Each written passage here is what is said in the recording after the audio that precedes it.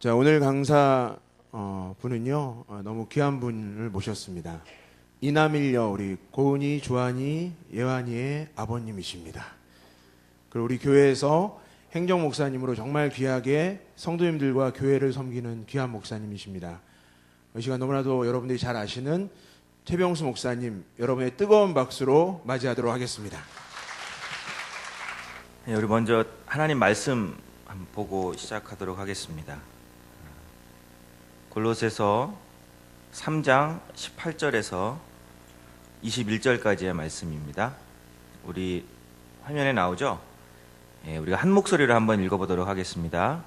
아내들아 남편에게 복종하라. 이는 주 안에서 마땅하니라. 남편들아 아내를 사랑하며 괴롭게 하지 말라. 자녀들아 모든 일에 부모에게 순종하라. 이는 주 안에서 기쁘게 하는 것이니라. 아비들아 너희 자녀를 경록해 말지니 낙심할까 함이라. 아멘. 사랑하는 자녀들을 위해서 기도하러 오신 모든 어머님들을 주님 안에서 축복합니다. 대한민국이 이 세계 강국이 될 수 있었던 이유가 있습니다. 물론 이제 하나님의 섭리죠. 하나님의 은혜고. 그런데 또 하나의 가장 큰 이유가 이 대한민국에는 어머니가 있기 때문에 가능했다고 생각을 합니다. 이 대한민국의 어머니가 대단하신 분들이에요, 정말로. 전 저희 어머니만 이렇게 상대하기도 벅찬데 많은 어머니들 앞에 쓰니까 좀 많이 떨립니다, 제가. 우리가 옆 사람들하고 한번 인사했으면 좋겠어요. 당신은 좋은 엄마입니다. 우리 반대편 사람에게 당신은 훌륭한 엄마입니다.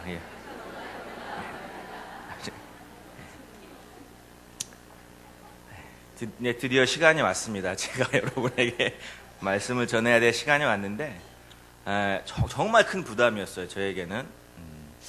내가 과연 이 자리에서 무슨 말씀을 할 수 있을까?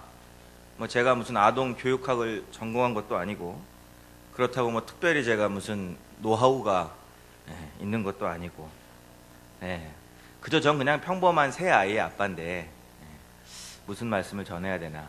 오늘 말씀의 제목이 부모 아이, 아이 부모인데요. 이만일 목사님이 우리 간지에도 썼고 저를 보고 그러시더라고요. 이 제목부터 심상치 않은 포스가 느껴진다고. 그런데 그 제목 안에 심상치 않은 거 하나도 없습니다. 하나도 없고요. 무슨 거창한 의미가 있는 게 아니라 말 그대로요. 말 그대로 저는 아들입니다. 아들. 그죠? 제 부모의 아이입니다. 그리고 또한 아이들의 부모이기도 하죠. 그래서 오늘 이 시간에는 그냥 정말로 편하게 제 이야기를 좀 해드리려고 합니다. 그리고 배운 게 도둑질이라고 제가 아는 게 성경이기 때문에 성경 말씀 안에서 그리고 또 제 이야기를 여러분들에게 좀 들려드리도록 하겠습니다. 제 이야기를 하기 전에 제가 여러분들께 먼저 질문을 하나 하겠습니다. 우리 아이들의 교육이요, 어디에서 출발을 해야 할까요? 그렇죠. 우리 아이들의 교육이 어디가 가장 중요할까요? 가정입니다. 가정. 이 답에 여기 계신 모든 분들은 아마 동의하실 겁니다. 이 고대의 유명한 시인 조지 허버트라는 사람이 있습니다. 이 조지 허버트가 이런 말을 했어요. 훌륭한 어머니는 100명의 교사보다 더 가치 있다. 여러분, 히브리어로 교사는 모림입니다. 모림. 근데 히브리어로 부모는 호림이에요. 호림. 모림, 호림. 어원이 같아요. 이 부모라는 단어 속에는 교사의 의미가 함께 내포되어 있는 것입니다. 그래서요, 유대인들은 가장 좋은 부모를 어떤 부모라고 이야기하느냐? 하나님의 말씀을 가르치는 부모를 가장 좋은 부모라고 이야기합니다. 여러분, 유대인들이 정말로 나라도 없었어요. 그죠? 민족도 작습니다. 디아스포라라고 세계 각지에 뿔뿔이 흩어져 살았어요. 그런데 지금 세계 속에 서 있는 유대인들을 보시기 바랍니다. 정말로 엄청난 민족이에요. 세계에 우뚝 서 있는 민족이 유대인들입니다. 그들의 교육열은요, 우리나라의 교육열과도 맞먹을 만큼 뛰어납니다. 그런데 이러한 유대인이 세계의 민족으로 우뚝 설 수 있었던 것은 그들에게는 특별한 가정교육이 있었기 때문이라고 합니다. 부모가 교사로서의 역할을 충실히 해낸 거예요. 특히 유대인들에게는 어머니의 역할이 중요하다고 합니다. 실제로 유대인 가정에서 결정권을 가지고 있는 사람은 남자가 아니라 여자예요, 여자. 가정에서의 결정권은 여자에게만 있습니다. 그러니까 남편이요, 친구를 집에 초대하려고 해도 부인의 허락을 받아야 돼요. 남편 스스로 하지를 못합니다. 그리고 여러분, 이 유대인의 혈통은 이 북의 혈통이 아니에요. 아버지의 혈통을 따라가지 않습니다. 어머니의 혈통을 따라갑니다. 목의 혈통입니다. 목의 혈통. 아버지가 아무리 훌륭한 유대인이라고 할지라도 엄마가 유대인이 아니면 그 아들은 유대인이 아닙니다. 탈무드에 이렇게 나와 있어요. 유대인은 어머니가 유대인이어야 유대인이다. 따라서 이 유대인들은요, 어머니를 뭐라고 이야기하냐면 자녀의 정서교육, 그러니까 여러분 잘 아는 EQ 교육이죠. EQ 교육. IQ가 아닌 EQ. EQ 교육의 원천은 바로 어머니다라고 이야기합니다. 자녀의 정서교육은요, 이 어머니의 따뜻한 가슴에서 시작되는 거예요. 어머니의 따뜻한 가슴에서 자라난 아이들은 마음이 따뜻해집니다. 왜냐하면 이 여성의 따뜻한 가슴은 실제로 인간의 상처받은 그 마음을 치유하는 능력이 있다고 합니다. 그런 치유의 능력이 정말로 있대요, 여성의 가슴에. 그래서 여러분, 남자들이 여성에게 작업을 걸 때, 그리고 이렇게 여성의 가슴에 안기고 싶을 때 가장 많이 쓰는 방법이 뭐예요? 고전적인 방법이 모성애를 자극하는 거예요. 모성애를 자극하는 거예요. 남자가 아프다고 이렇게 여자 앞에서 낑낑대죠. 그러면 여성은 그 상처를 보고 가만히 있지를 못한다고 합니다. 그때는 남자가 잘생겼던 못생겼던 그게 중요한 게 아니에요. 여자는 아파하는 남자를 보면 그 남자의 상처를 치유해주고 싶은 본능적인 어떤 그런 감정이 일어난다고 합니다. 그러니까 여자 앞에서 이렇게 눈물을 자주 보이는 남자들은 좀 의심을 해봐야 돼요. 그 눈물이 진짜가 아닐 가능성이 있습니다. 여러분이 하나님의 말씀 성경에서도 이 여성, 특히 어머니의 결정권이 얼마나 큰지를 보여주고 있어요. 창세기에 보면 우리 믿음의 선조들이 나옵니다. 그죠? 아브라함, 그 다음에 이삭, 야곱. 이게 이제 믿음의 라인이에요. 믿음의 라인. 그쵸? 믿음의 라인인데 이 믿음의 상속 라인에 결정적인 역할을 한 게 누구냐? 바로 어머니예요. 어머니. 이삭의 어머니가 누굽니까? 사라죠. 사라. 아브라함의 부인 사라. 사라가 이렇게 이야기합니다. 우리 창세기 21장 10절에 보면 아브라함에게 이렇게 얘기해요. 사라가 아브라함에게 말하였다. 저 여종과 그 아들을 내보내십시오. 저 여종의 아들은 나의 아들 이삭과 유산을 나누어 가질 수 없습니다. 그런데 성경에서 아브라함은 어떻게 이야기하냐면 쟤도 내 아들이기 때문에 그 마음에 근심이 있었다고 이야기를 하고 있어요. 근데 어머니가 뭐예요? 단호하게 그 믿음의 상속자를 이삭으로 정한 거예요. 이삭의 아들이 누구예요? 야곱이잖아, 야곱. 그죠? 이삭의 부인이 리브가입니다. 야곱의 엄마가 리브가인데 리브가는 시어머니보다 한술 더 뜹니다. 그쵸? 그래서 자기의 남편을 속여요.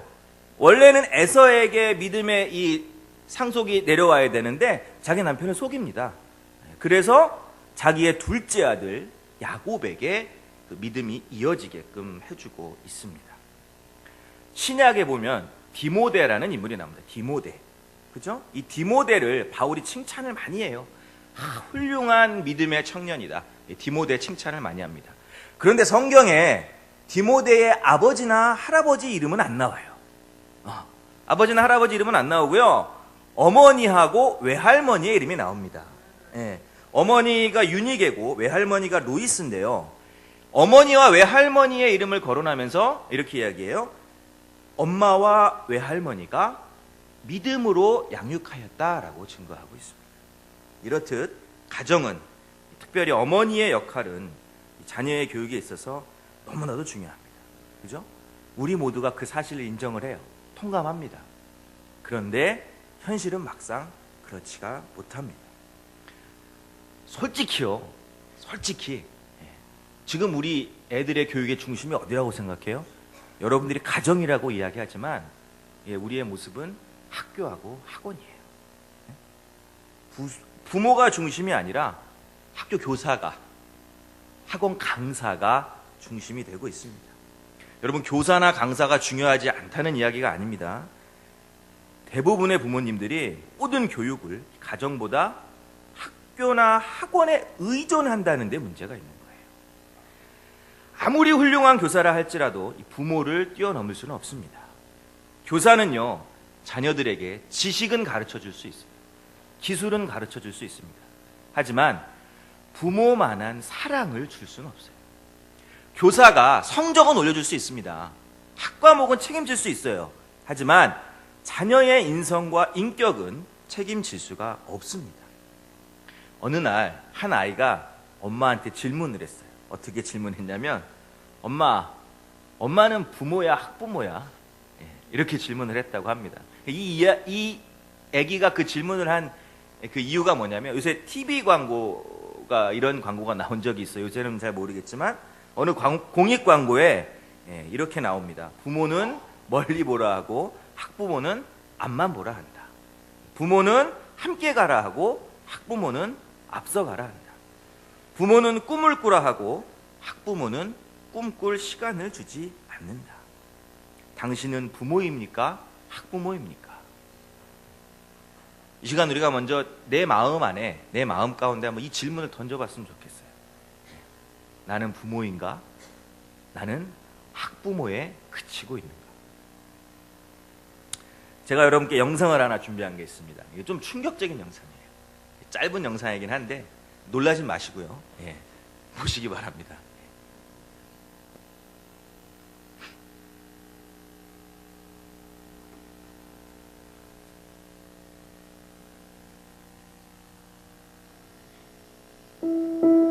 ผมอยากมีเวลามากกว่านี้ เวลาที่จะบอกลูกผมว่า ผมรักเขามากที่สุดในโลก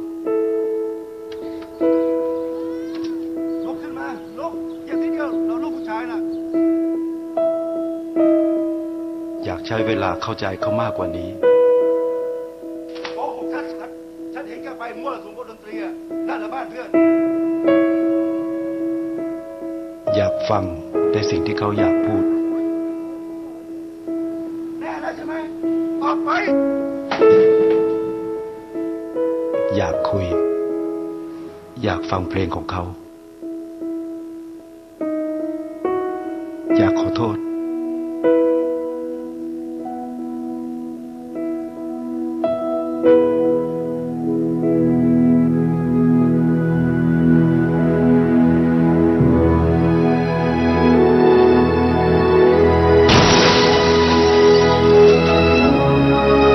ก็อย่างที่ผมบอก ผมอยากมีเวลามากกว่านี้ เวลาที่จะได้ทำในสิ่งที่ผมยังไม่ได้ทำ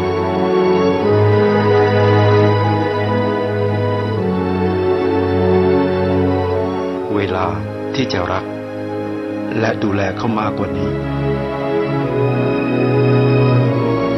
ไทยประกันชีวิต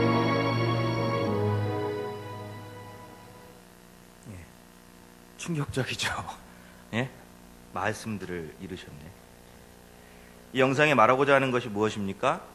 사랑을 좀 표현하며 살라는 거예요. 사랑을 표현하며 살라는 건데, 아들이 아버지를 사랑하지 않은 게 아닙니다. 그렇죠? 아버지가 아들을 사랑하지 않은 것이 아닙니다. 서로가 사랑했어요. 서로가 사랑했는데 그 사랑을 표현하기가 너무 힘들었어요. 그런데 여러분, 그 사랑을 표현하기 위해서 우리가 깨트려야 할 벽이 하나 있습니다. 벽이. 그 벽은 뭐냐면, 아버지와 아들이 서로 다르다는 것을 인정하는 거예요. 아버지가 틀린 게 아닙니다. 여러분, 아들이 틀린 게 아니에요. 그저 그냥 서로 둘이 다른 겁니다. 내가 맞고 너는 틀리다, 이게 아니라 서로 다른 거예요. 부모와 자녀가 갈등을 겪는 가장 큰 이유 중에 하나가요. 서로 기질이 틀린데, 기질이 틀린데 그 기질을 인정하지 않기 때문이라고 합니다. 예를 들어서 엄마는 꼼꼼하고 세밀한 기질이에요. 그런데 아이는 단순하고 털털한 기질입니다. 이런 경우에 아이는요, 우유만 주면, 얘는 우유만 주면 잘 먹고 잘 자고 잘 싸고 잘 놀아요. 그런데 엄마는 기질이 세밀하다 보니까 얘가 혹시 오줌을 싸지 않았을까? 계속해서 기저귀를 열었다 닫았다 합니다. 엄마는 이게 뭐예요? 관심이에요, 관심. 얘 축축하면 불편하잖아요. 그러니까 관심을 보이는 건데 아이에게는 이게 관심이 아니에요. 아이에게는 뭐가 되겠습니까? 자극이 되는 거예요, 자극이. 이게. 그래서 이 아이는 이 자극 때문에 성격이 조금 안 좋아질 가능성이 좀 크다고 합니다. 또 하나, 엄마는 적극적인 기질이에요. 적극적인 기질. 그런데 아이는 좀 내성적인 기질인 경우가 있습니다. 이럴 때 엄마는 막 적극적으로 이 반장 나가라고 얘기합니다. 야, 너 반장 나가, 반장 나가. 아이는 그게 엄청난 스트레스로 올 수가 있습니다. 제가 이제 우리 어머니 보고 3층에 내려가 계시라고 그랬는데 굳이 4층에 올라오셔가지고 제가 우리 엄마 얘기를 좀 해야 되는데 불편하잖아요, 그죠? 제가 아이였을 적에, 초등학교 다녔을 적에 저희 어머니께서 또 마찬가지로 저에게 지대한 관심을 가지셨습니다. 아주 지대한 관심. 근데 저에게는 그 관심으로 오지 않고 조금 이렇게 자극으로 온 게 몇 개 있어요. 그래서 제 성격이 안 좋은지 모르겠지만 농담입니다. 어머니는 저를 너무 사랑하셨어요. 너무 사랑하셔서 이 아들의 머리 손질을 이발소에 맡기질 않으셨습니다. 아들의 머리 손질. 저희 어머니는 이 손수 이발 기술을 배워오셨어요.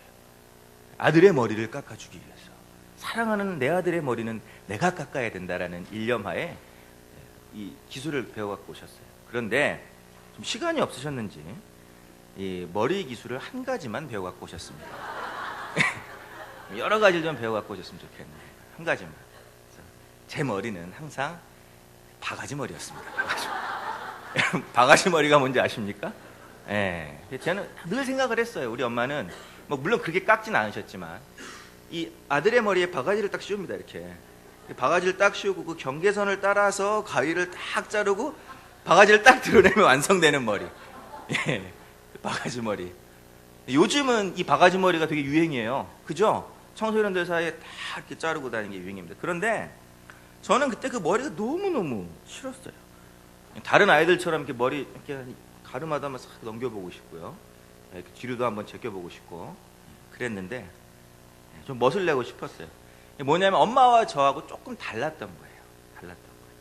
그래서 제가 한 번은 고등학교 때 엄마 아빠 몰래 파마를 한 적이 있습니다. 파마.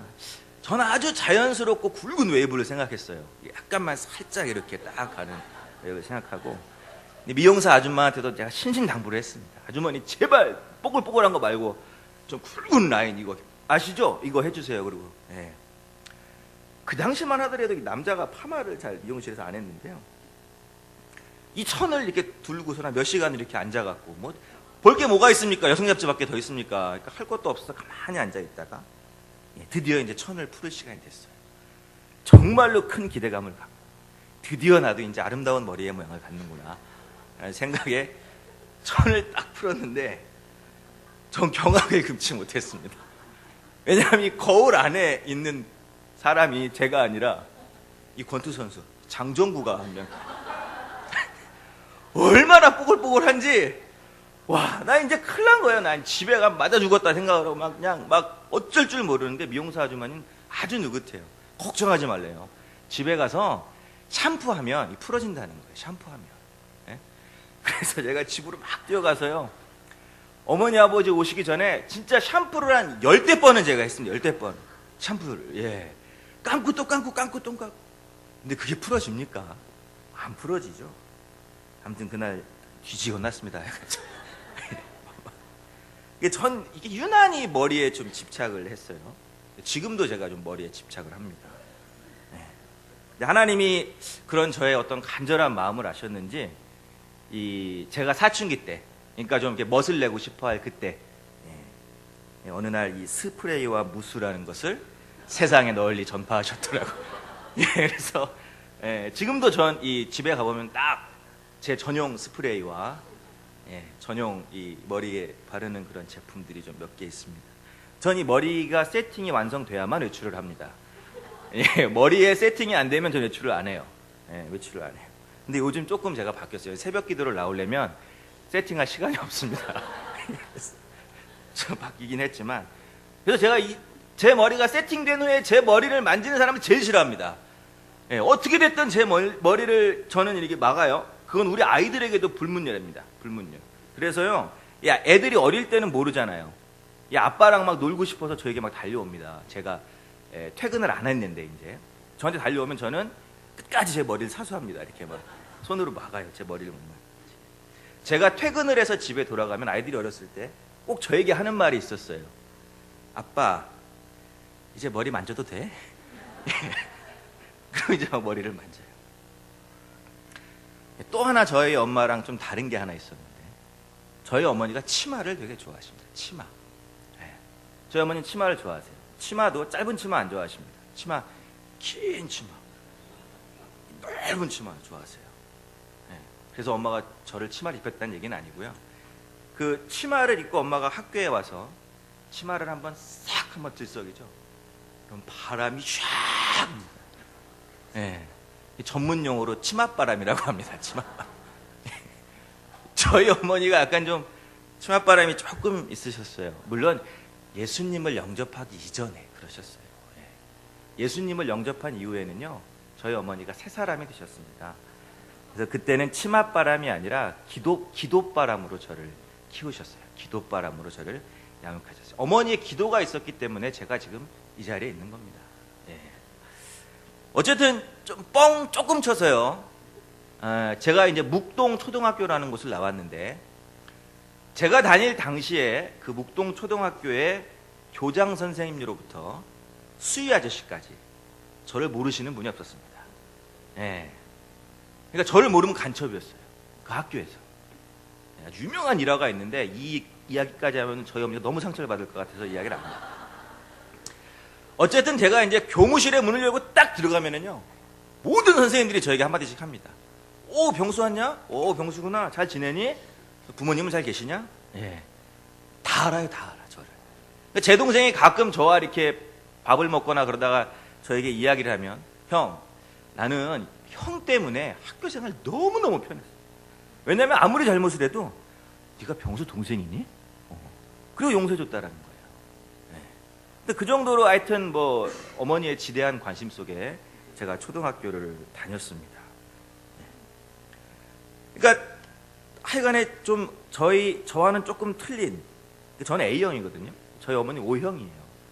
그러니까 아무래도 저희 어머니가 좀 적극적인 기질이십니다. 그러니까 이 적극적인 기질의 어머니 때문에 저는 6년 동안 이 반장을 놓쳐본 적이 없습니다. 반장을 놓쳐본 적이 없고 늘 모범생의 모습으로 학교를 다녀야만 했습니다.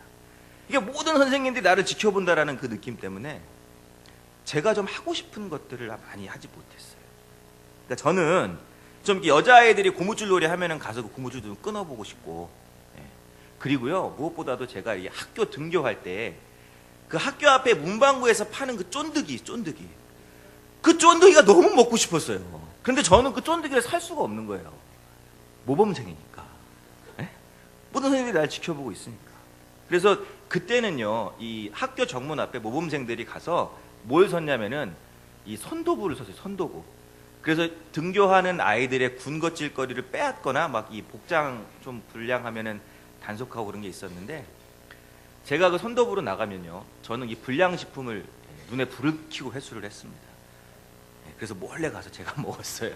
제가 살 수는 없으니까. 원래 그 불량식품은 어디로 가야 돼요? 교무실에 갖다 드려야 되는 선생님한테 제가 먹고는 했습니다.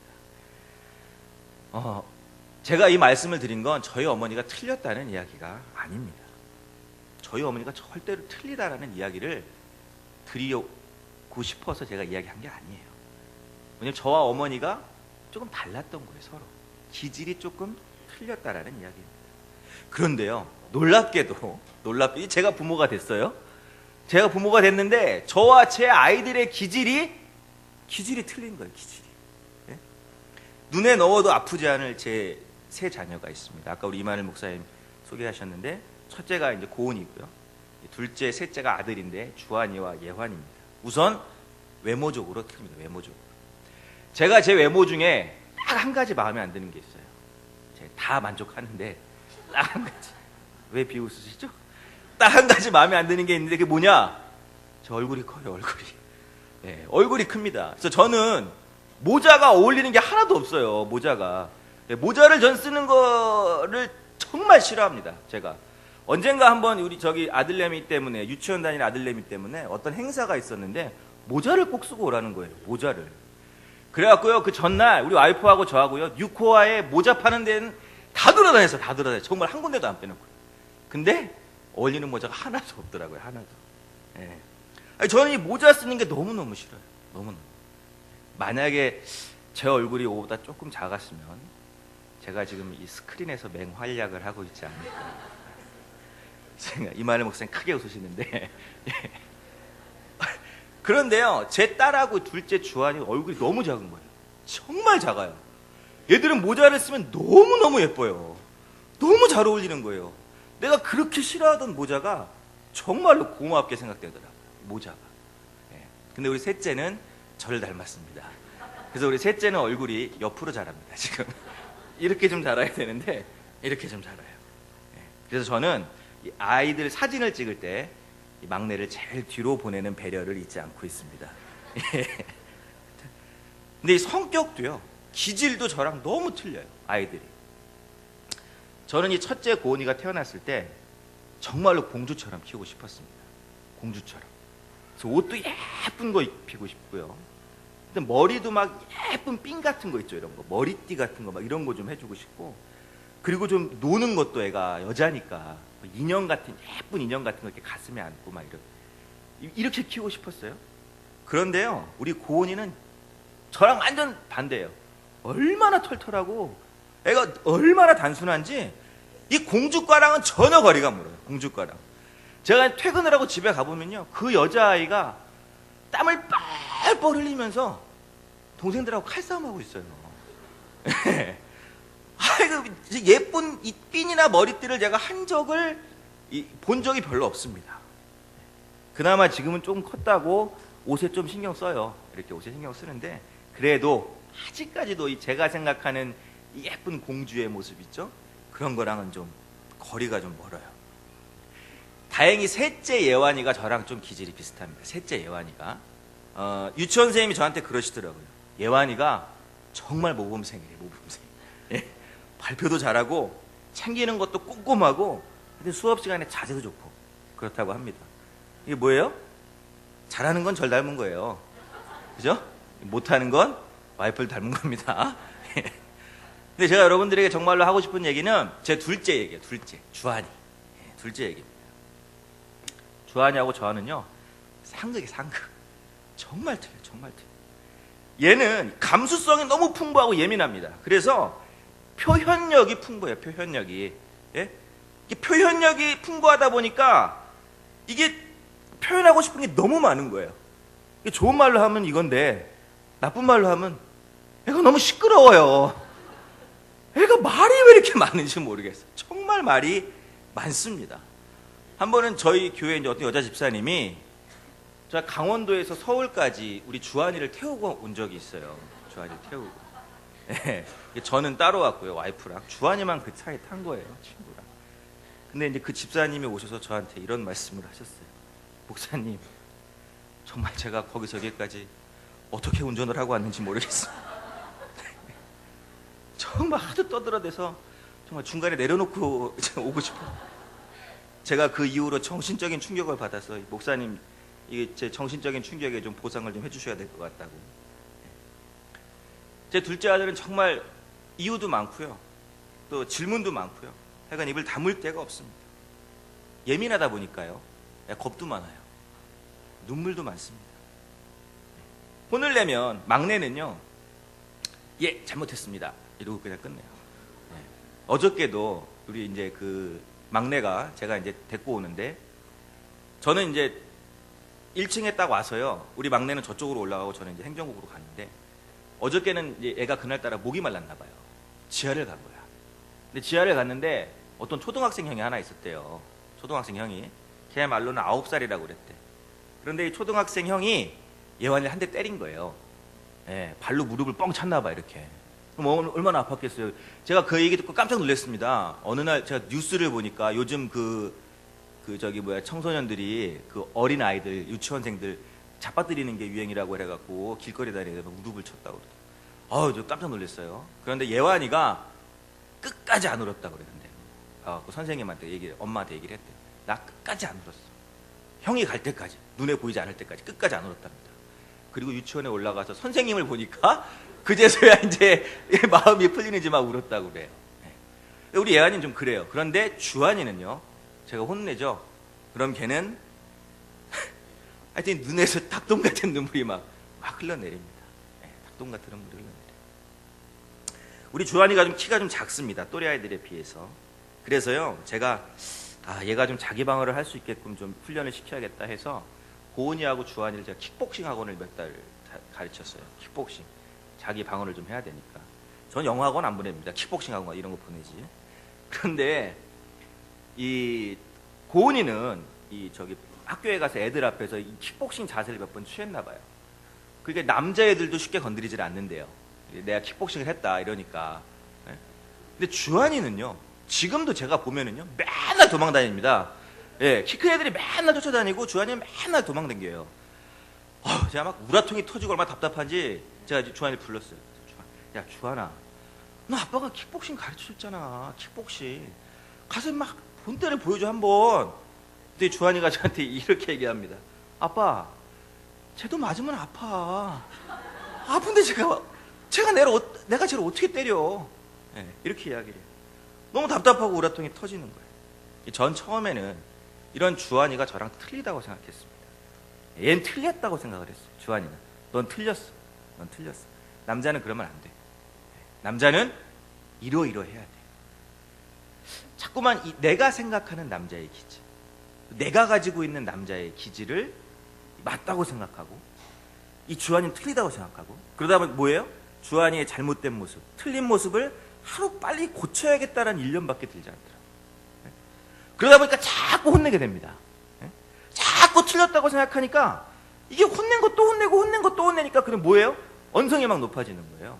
언성이 높아지고 일단 얘가 하는 일은 마음에 안 들어요. 네, 그때부터 마음에 안 드는 거예요. 무슨 일을 하든가. 전 단지 이 주한이의 잘못된 것을 바르게 고쳐놔야겠다라는 생각으로 그 일념하에 하는데 제 주변 사람들은 그렇게 보지 않더라고요. 제 와이프나 저희 아버지나 저희 어머니는요, 야, 너 왜 이렇게 주한이를 잡냐? 왜 이렇게 주한이를 잡냐 그러시더라. 전 아닌데. 제가 주한이 혼낼 때 무섭게 혼내나 봐요. 무섭게 혼내나 봐요. 근데 한 번은 저희 아버지가 저희 어머니한테 그런 말씀하셨대요. 제가 주한이 혼내는 모습을 보고 얼마나 속이 상하셨는지. 저희 아버지가 솔직히 좀 주한이 사랑해서요. 장손이니까 사랑하시는데 어머니한테 내가 다시는 그 집에 가나 봐라. 내가 다시는 그 집에 가나 봐라. 그러셨대요. 제가 화를 내는 모습을 보시고 저희 아버지가 얼마나 속상하셨어요. 그런데 제가 어느 날 성경을 묵상하다가요, 하나님께서 저에게 이렇게 말씀하시는 걸 들었어요. 창세기를 제가 보고 있었는데, 병수야, 나는 너를 내 친구로 창조했단다 라고 말씀하시는 거예요. 넌 나의 종이나 노예가 아니야. 넌 나의 친구야. 난 너를 친구로 창조했어. 여러분, 창세기를 보시면 하나님은 우리를 어떻게 창조하십니까? 하나님의 형상대로 창조하세요. 그렇죠? 그리고 그 하나님의 형상대로 창조한 사람을 어디다 두세요? 에덴 동산에 두십니다. 에덴 동산에 두시고 뭘 시키시냐면 그것을 지키고 다스리라고 명령하세요. 그리고 또 하나 뭐냐면 하나님은 그 에덴 동산에서 함께 인간들과 거니셨다고 나옵니다. 함께 거니렀다는 표현도 있어요. 이게 뭐냐면은요, 하나님은 인간을 당신을 섬기기 위한 종이나 노예로 창조한 게 아니라 함께 일하시려고, 함께 일하시려고, 함께 하시려고 친구로 창조하셨다는 얘기예요. 그러니까 그렇구나. 하나님은 나를 노예 삼으려고 창조하신 게 아니구나. 하나님의 선한 나라를 위해서 나와 함께 일하시려고 나를 친구로 창조하셨구나 라는 그러한 감동이 들어요. 예수님도 요한복음 15장 15절에서 이렇게 말씀하십니다. 뭐라고 하냐면 이제부터는 너희를 종이라 하지 아니하리니 종은 주인의 하는 것을 알지 못함이라. 너희를 친구라 하였노니 내가 내 아버지께 들은 것을 너희에게 다 알게 하였습니다. 제가 그 은혜에 얼마나 감사했는지 모릅니다. 그러면서 이 또 하나의 말씀이 저에게 다가왔어요. 창세기 2장 18절 말씀인데요. 여호와 하나님이 가라사대 사람의 독처하는 것이 좋지 못하니 내가 그를 위하여 돕는 배필을 지으리라. 돕다라는 돕는이라는 이 히브리어는요 뭐냐면 에제르입니다. 에제르. 이 단어는 이 조력하다라는 이 아자르에서 온 말입니다. 아자르, 조력하다. 그러니까 뭐예요? 돕는 배필이란 무슨 뜻이냐면 구원자라는 뜻이에요. 동역자라는 뜻입니다. 조력자라는 뜻이에요. 그러니까 뭐예요? 친구란 말이에요. 친구. 하나님은 사람이 독처하는 것이 좋지 못해서 가정을 만들어 주셨는데 그 구성원들이 서로 구원해주고 서로 도와주고 서로 조력해주고 서로 협력해주고 같이 일하는 친구로 만들어 주신 것입니다. 가정은 상하의 개념이 아니에요. 상하의 개념이. 남편과 아내가 상하일 수가 없습니다. 부모와 자녀가 상하가 아니에요. 각자 고유한 역할을 가진 사람들의 공동체가 가정인 것입니다. 가정. 오늘 저희에게 주신 하나님의 말씀이 골로새서 3장 18절에서 21절의 말씀이요. 하나님이 원하시는 작은 천국, 가정의 모습을 보여주고 있습니다. 이 어머니 기도의 스태프분들 제가 얼마나 감사한지 몰라요. 왜냐하면 저를 위해서 이 홍보물을 하나 만들어서 이렇게 포스터를 붙여주셨잖아요. 제 마음을 어떻게 아셨는지 그 홍보 디자인을 제가 막 이 전하고자 하는 스타일로 만들어 주셨습니다. 예. 그러니까 뭐냐면 이 네 줄로 이렇게 문구를 만들어 주셨더라고요.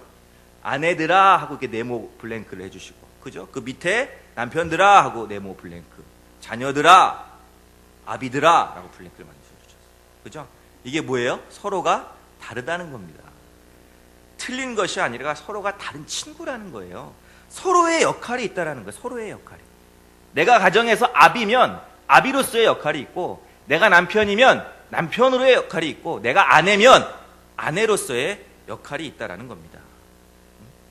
동역자, 친구가 되어서 하나님의 작은 천국을 만들어 나가라라고 말씀하시는, 우리 골로새서 말씀을 다시 한번 읽어보도록 하겠습니다. 우리 좀 띄워주시고요. 예, 한번 우리 크게 한번 읽어보죠. 시작. 아내들아 남편에게 복종하라. 이는 주 안에서 마땅하니라. 남편들아 아내를 사랑하며 괴롭게 하지 말라. 자녀들아 모든 일에 부모에게 순종하라. 이는 주 안에서 기쁘게 하는 것이니라. 아비들아 너희 자녀를 경록해 말지니 낙심할까 함이라. 이 말씀을 읽으면서 내가 주한이에게 얼마나 잘못된 행동을 했는지 제가 깨달았습니다. 주한이는 틀린 게 아니고 나랑 다른 거였는데 나는 그 아이를 내 색깔에 맞추려고만 했구나라는 생각을 했어요. 나의 이 분냄, 나의 화냄이 그 아이에게 얼마나 큰 상처가 되었을까라는 생각을 했습니다. 어느 날 와이프가 저에게 주한이의 일기장을 준 적이 있어요. 일기장. 한번 보라고. 그런데요, 내가 그 일기장을 보고 너무너무 놀랐습니다.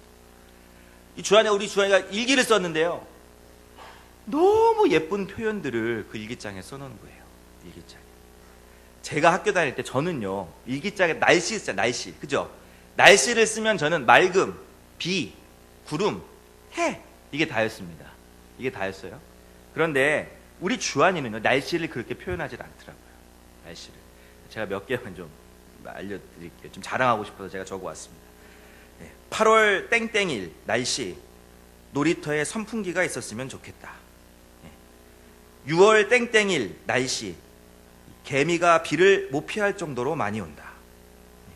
12월 땡땡일 날씨. 태양이 어디로 갔냐? 12월 땡땡일 날씨. 휴, 춥다. 집에 가고 싶다. 우리 주한이는 시끄러운 게 아니었어요. 전 시끄럽다고 생각했는데 주한이 시끄러운 게 아니었어요. 표현이 충만할 뿐이었습니다. 표현. 나랑 좀 다른 기질을 가지고 있었다는. 지금도 답답해요. 우리 주한이 보면 지금도 우라통 터질 때 있습니다. 정말로. 근데 그때하고 지금 좀 틀려요. 나의 마음가짐이 틀립니다. 일단은 저의 마음가짐이. 그때는 주한이가 내가 바꿔놔야 할 틀린 아이였어요. 근데 지금은 뭐예요? 제 친구입니다. 제 친구. 부모와 자녀는 틀린 것이 아닙니다.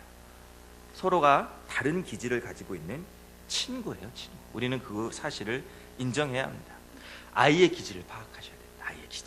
아이의 기질을 파악하셔서 그 기질에 내가 조금 맞춰줄 필요가 있어요.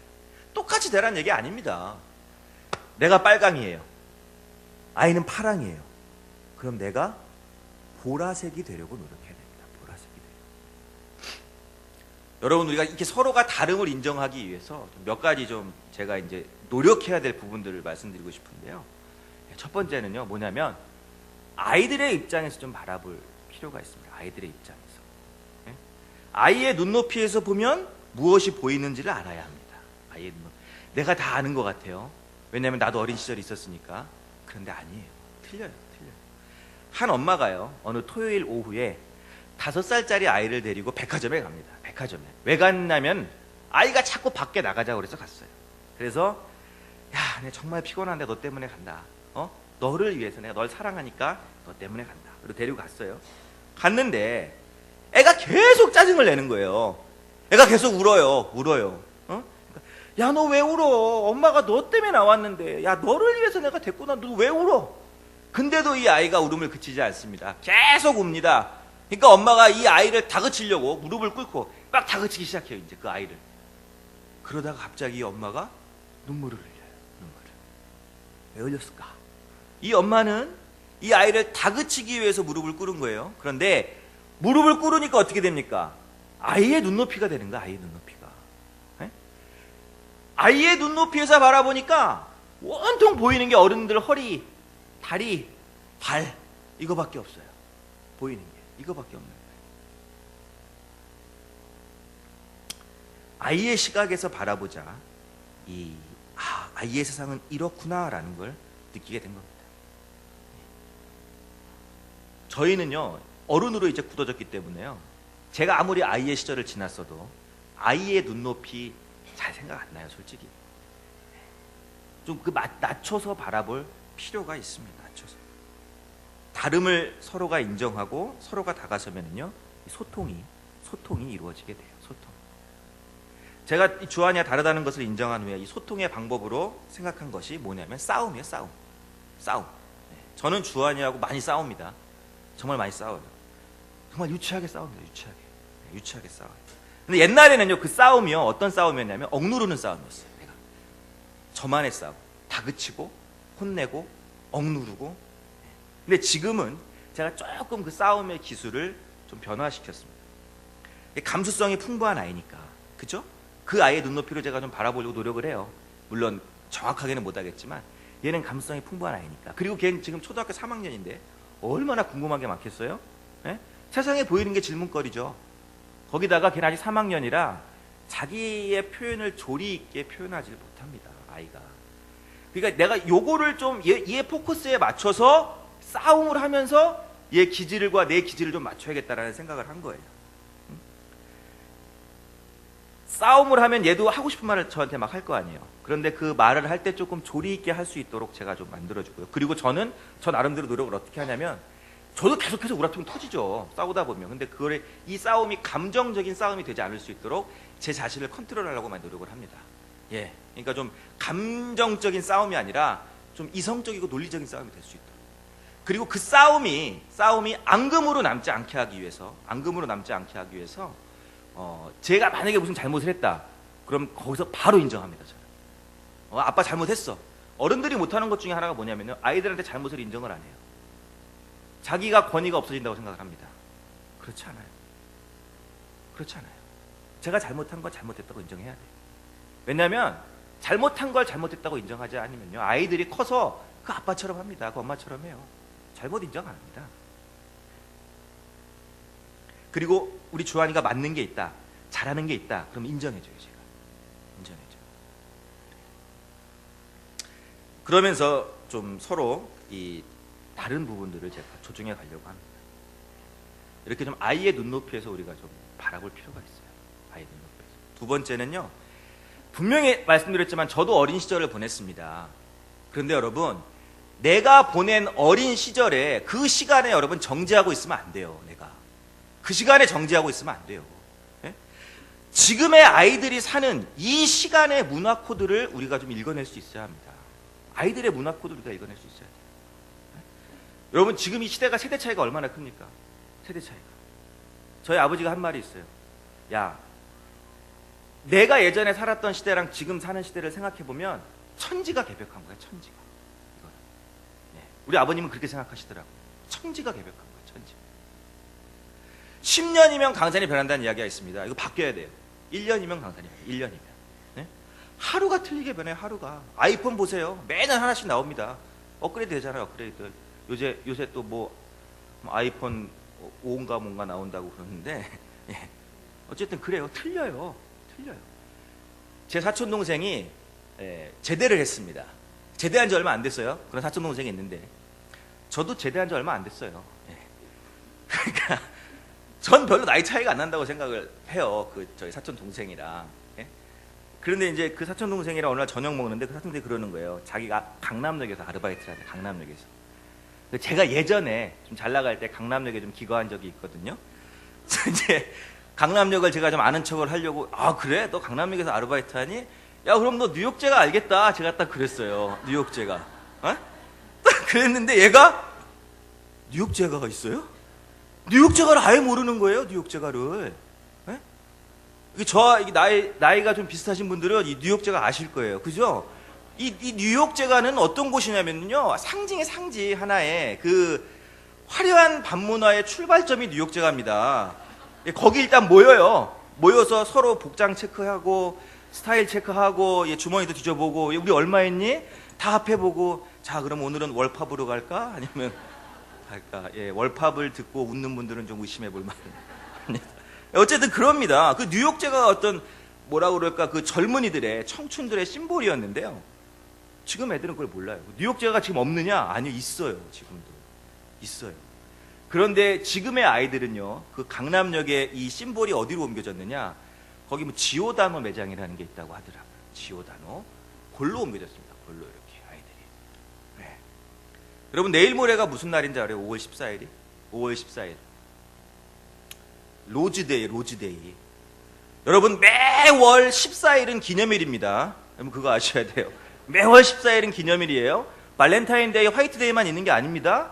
1월은 다이어리데이예요. 그죠? 2월은 발렌타인데이, 3월은 화이트데이, 4월은 블랙데이, 5월은 로즈데이, 6월은 키스데이, 7월은 실버데이, 그리고 8월은 그린데이, 9월은 포토데이, 10월은 와인데이, 11월은 무비데이, 그리고 12월은 허그데이.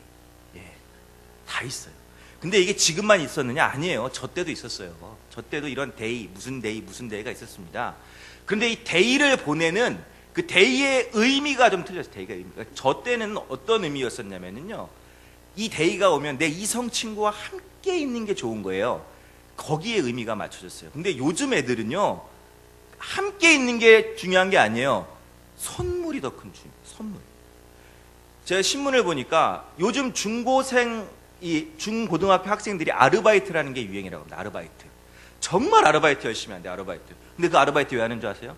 어려운 살림을 돕기 위해서? 나의 학비를 벌기 위해서? 아니에요. 내 이성 친구에게 더 좋은 선물을 사주기 위해서. 예. 요즘은 이 이성 친구에게 주는 선물이 장난 아니래요. 명품 시계, 명품 가방. 예. 그러니까 그런 거 하나 사기 위해서 뼈 빠지게 일하는 거예요, 애가. 예. 그리고요, 그런 선물을 못 해주잖아요. 얘는 능력 없는 친구가 되는 거예요. 그런 선물을 못 해줬다는 이유로 헤어지는 원인이 된다고 합니다. 헤어지는 원인. 아이들의 문화 코드를 읽어내지 못하면요, 서로 소통하기가 힘들어요. 소통하기가. 근데 문화 코드를 좀 읽으셔야 돼요. 세 번째가 전 가장 중요하다고 생각하는데요. 아이들의 삶을 빼앗으면 안 돼요. 아이들의 삶. 아이들의 삶을 빼앗으시면 안 됩니다. 예? 우리가 가끔 착각하는 게 뭐냐면 내가 내 아이를 위해서 한다는 행동이요. 아이의 삶을 대신 살아주는 행동이 될 수가 있다는 거예요. 5학년 초등학생이 집에 와서 엄마에게 이런 말을 했다고 합니다. 실제 있었던 얘기예요. 엄마, 우리 반에 정말 좋은 친구들 모임이 있거든. 근데 내가 거기 들어가고 싶어. 그랬대요. 그랬더니 옆집 순이 엄마는 순이에게 이렇게 얘기했다고 합니다. 야, 걱정 마. 이 엄마가 너 그 모임에 꼭 낄 수 있게 만들어줄게. 걱정하지 마, 걱정하지 마. 네. 앞집 철수 엄마는 철수에게 이렇게 이야기했다고 합니다. 철수야, 너에겐 너만의 향기가 있어. 엄마는 우리 철수 향기가 얼마나 좋은지 몰라.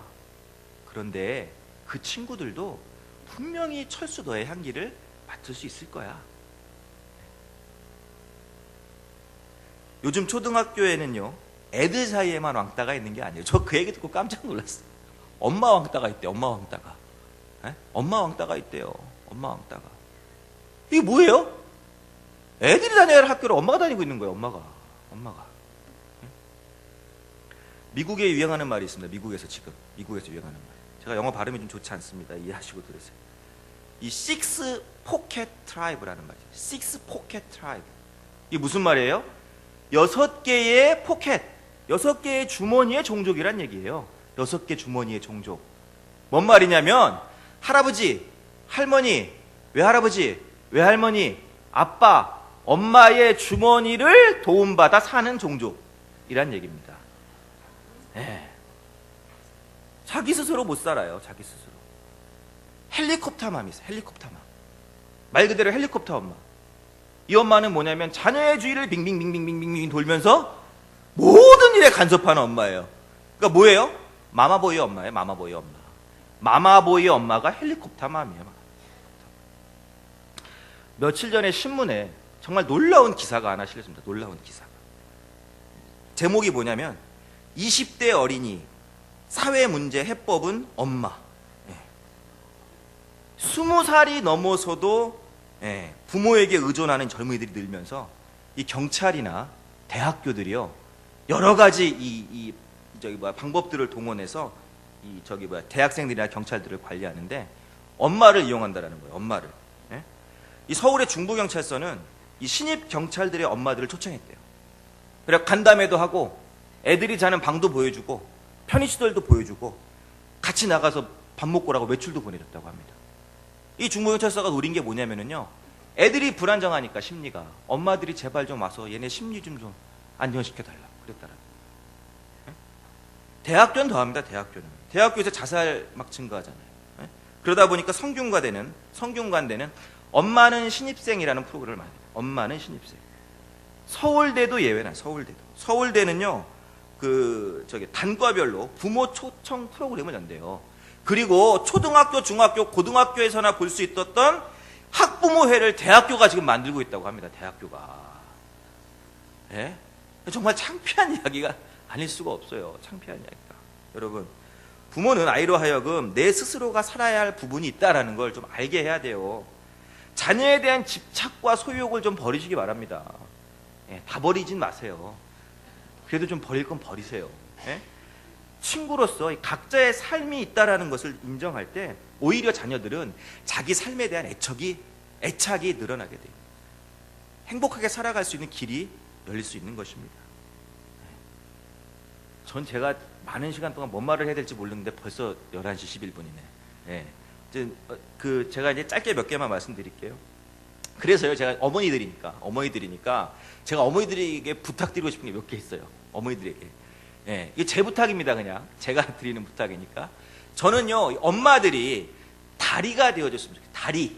다리. 이거 다리 말고 강에 있는 다리. 어떤 다리냐? 예, 그래 브릿지. 예. 아빠하고 자녀들을 이어주는 다리가 좀 되어주셨으면 좋겠습니다. 다리가. 여러분, 솔직히 아빠하고 자녀들 대화 거의 없습니다. 대화 안 해요. 아버지들이 가지고 있는 3대 착각이 있대요. 첫 번째, 내가 바쁜 건 다 처자식을 위한 거야. 난 지금보다 더 바빠야 돼. 두 번째 착각, 지금은 바쁘지만 내가 언젠가는 여유로워질 거야. 세 번째 착각, 그래, 아빠가 나중에 해줄게. 아이들의 어린 시절이 언제까지나 지속되리라는 환상 속에 산대요. 이게 아빠가 가지고 있는 3대 착각이라고 합니다. 이 초등학교 2학년생이 동시를 지었어요. 이게 인터넷에서 한번 엄청난 유행을 퍼뜨렸는데, 엄마가 있어 좋다, 나를 이뻐해 주어서. 냉장고가 있어서 좋다, 나에게 먹을 것을 주어서. 강아지가 있어서 좋다, 나랑 놀아 주어서. 아빠는 왜 있는지 모르겠다. 이게 동시에요. 초등학교 2학년이 있어요. 어느 통계를 보니까 아빠와 자녀 간의 대화 시간이 평균 얼마나 되느냐? 37초라고 합니다. 37초. 저랑 아버지도 지금까지 대화를 거의 안 하고 살았습니다. 대화가 거의 없었어요. 요즘은 대화를 많이 하려고 아버지랑 노력을 합니다. 제가. 근데 아직도 좀 서로 이렇게 있으면 좀 뻘쭘할 때가 많아요. 이렇게. 뭔 말을 해야 될지 모르겠어요. 뭔 말을.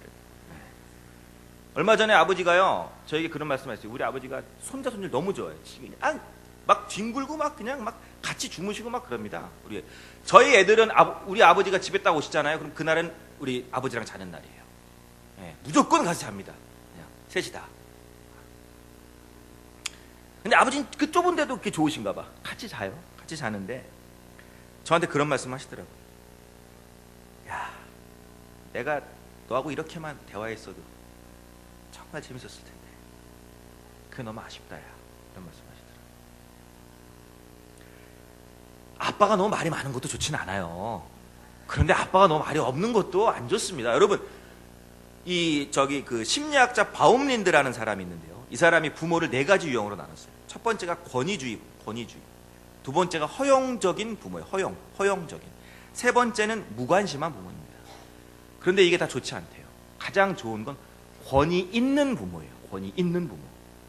권위주의가 아닙니다. 권위 있는 부모가 좋은 부모라고 합니다. 네.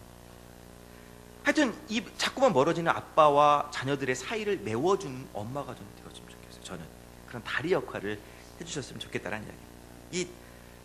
제 와이프 자랑 하나 하겠습니다. 제 와이프는요, 그런 다리 역할을 너무 잘해요. 너무 잘해요. 제가 좀 욱하는 성질이 있습니다. 제가 욱하면은요, 애들을 혼내다가 제가 욱하잖아요. 그럼 제가 화를 내다가 제 화에 제가 스스로 더 화가 나는 거예요. 제가 제어를 못합니다. 그때는 애들의 잘못 때문에 화내는 게 아니라 내 화 때문에 내가 막 더 화를 내는 거예요. 네. 또 전 좀 성격이 좀 꽁해서 삐져요. 그래서 애들이랑 얘기도 안 해요. 혼내고. 그럼 우리 와이프가 항상 애들을 보고 하는 게 있습니다. 손가락 2개를 딱. 아빠 머리에 꽃 폈다. 예, 그래요. 그러면 애들도 따라해. 따라해. 근데 제가 그 모습을 보면 너무너무 웃겨요. 너무 웃겨요. 피식 웃습니다. 한번 웃잖아요? 웃으면 그 화가 풀어져요. 예. 그런 어떤 묘한 그런 게 있더라고요. 그리고 한 번은 이 둘째가요, 제가 하도 바쁘니까 바쁜 척 해요, 저는. 그러니까 둘째가 그랬대요. 엄마, 아빠는 왜 이렇게 맨날 바빠? 아빠는 뭐 때문에 저렇게 바빠? 예, 그랬대요. 그랬더니 우리 와이프가 너네 아빠 슈퍼맨이야. 너네 아빠는 세상을 구하는 슈퍼맨이야. 라고 얘기했다고 합니다. 그랬더니 우리 둘째가 그랬대요. 엄마, 근데 아빠는 왜 망토가 없어? 그래서 너희 아빠는 걸어다니는 슈퍼맨이란다. 이렇게 얘기를 했다. 다리의 역할을 해줬습니다. 다리의 역할. 두 번째, 아이들을 신앙 안에서 키우세요. 신앙 안에서. 이게 정말 중요합니다. 신앙 안에서 키우는 거. 여러분, 우리나라 사망 원인 1위가 뭔지 아십니까? 자살이에요. 자살. 암이 아닙니다. 자살입니다. 30초에 1명씩 죽는데요. 자살. 30초에 1명씩. 예? 여러분, 이 카이스트라는 엄청난 대학에서 많은 대학생들이 죽었어요. 자살로. 교수도 자살했습니다. 이게 왠지 아세요? 생명의 소중함을 몰라요. 생명의 소중함. 내 삶의 귀중함을 모르기 때문에 그렇습니다. 왜 모르느냐? 그 생명이 어디로부터 왔는지 모르기 때문에 모르는 거예요. 그 생명이 어디로부터 왔는지 모르는 사람은요, 그 생명이 어디로 향하고 있는지도 모릅니다. 이 귀중한 생명, 내 소중한 삶, 하나님이 주신 것임을 알아야 돼요. 아이들은. 내 삶에 행복할 수 있는 이유가 있습니다. 왠지 아십니까? 내 삶에는 하나님의 약속이 들어있기 때문에 그래요. 하나님의 약속이 반드시 이루어지기 때문에 내 삶은 행복한 거예요. 아이들이 그걸 알아야 돼요. 아이들이 신앙 안에서 키워야 돼요. 신앙 안에서. 중요한 게 신앙입니다.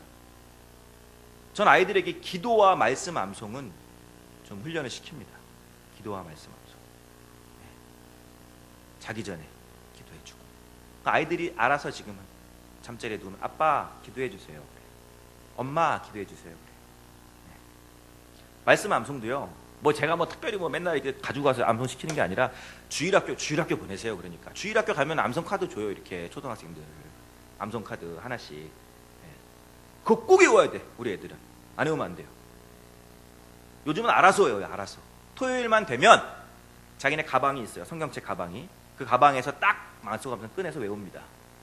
왜 외우느냐? 이걸 외우지 않으면 그 다음날 할아버지의 지갑이 열리질 않아요.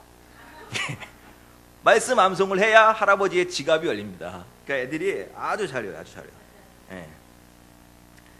그리고 저는 기회만 있으면 그러니까 예를 들어서 이제 아이들이 만지지 않아야 될 부분을 만지는 경우가 있습니다. 아이들 끼니까 그냥 모르니까. 근데 그럴 기회가 있으면 제가 얘기를 해요. 야, 너 몸이 얼마나 소중한데? 네 몸은 야 하나님이 창조하신 거야. 얼마나 소중한데?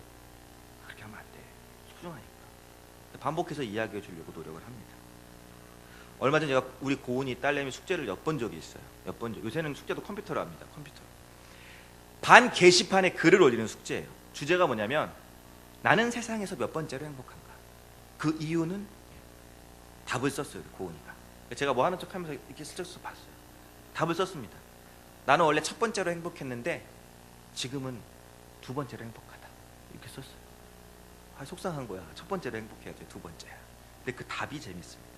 왜냐하면 동생들이 말을 안 듣기 때문이다. 예.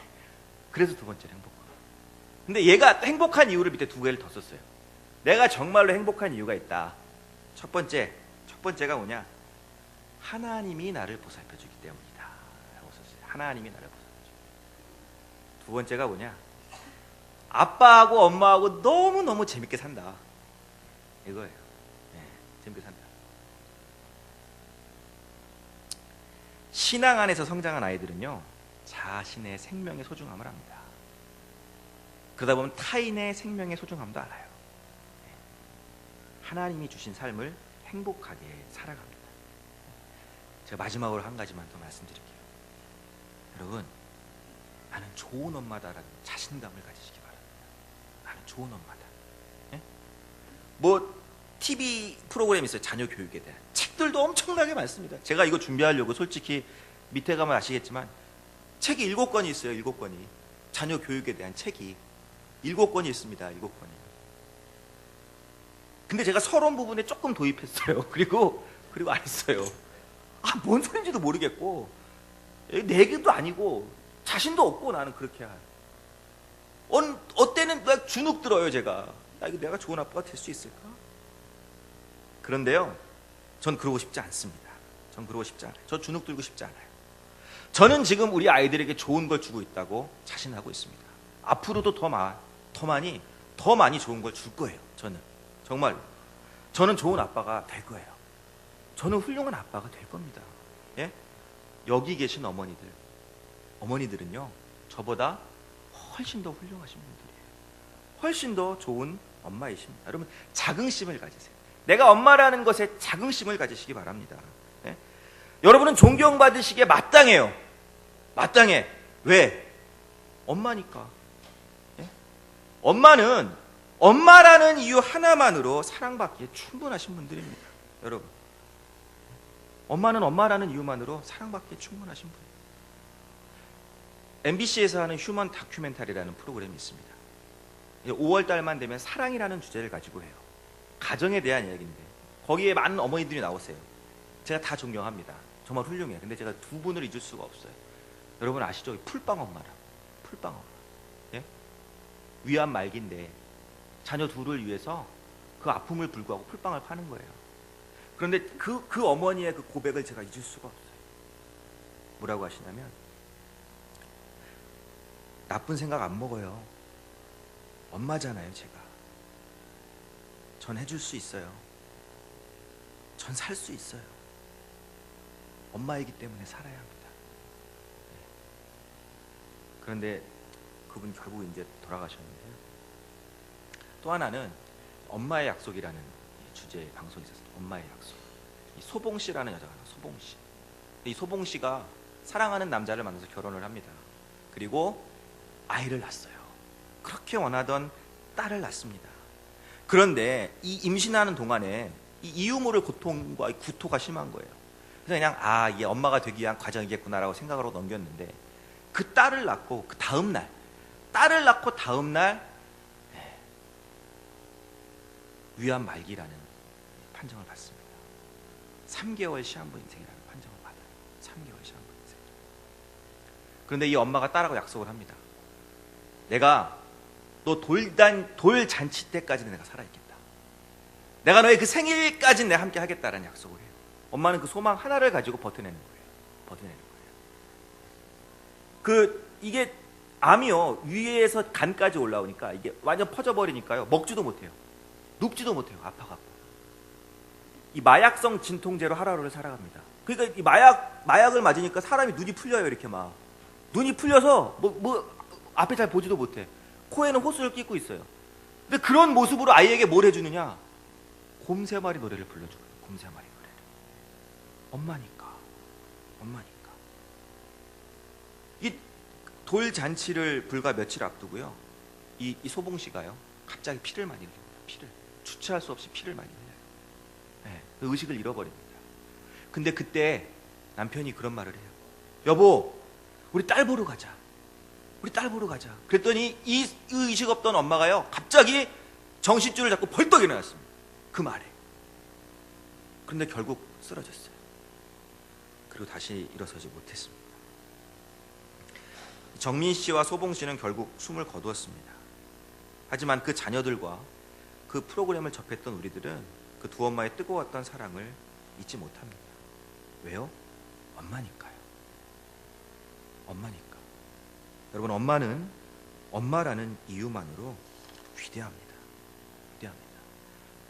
엄마는 아이를 언제부터 관계를 맺습니까? 둘이 태아의 이 자궁에 착상될 때부터 아이와 관계를 맺는 거예요. 내 뱃속에 품는 겁니다. 뱃속에. 그리고 그 아이 낳을 때 그 큰 고통을 동반하며 아이를 세상에 내어놓습니다. 세상에 내어놓으면 그때는 가슴에 품어요. 가슴에. 엄마는 아이를 가슴에 품습니다. 제가 처음에 말씀드렸죠. 여성의 가슴은 뭐예요? 상처를 치유할 수 있는 능력이 있어요. 아이를 가슴에 품는다는 의미는 어떤 의미도 가지고 있느냐? 이 아이가 살아갈 세상에서 받을 고통과 고난에 내가 동참하겠다라는 거예요. 내가 널 위해 기도해 줄게. 내가 네 아픔에 함께 해줄게. 여러분, 만약에 자녀가 엄마보다 먼저 세상을 뜨면 그 엄마는 그 자식을 마음에 품어요. 평생 마음.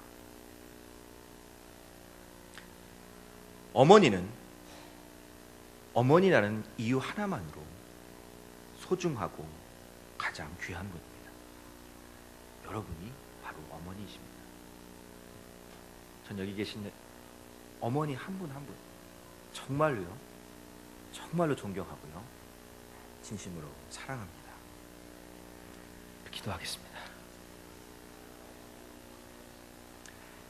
하나님, 이렇게 귀하고 복된 시간 주심을 감사합니다. 자녀를 위하여 어머니들이 모였습니다. 이 자리에 계신 어머니 한 분 한 분 축복하여 주시고, 아버지, 그 가정을 축복하여 주시고, 자녀를 축복하여 주시고, 하나님이 정말로 행복하다고 말씀하시는 그 가정을 이룰 수 있도록 인도하여 주시옵소서. 예수 그리스도의 이름으로 기도드리옵나이다.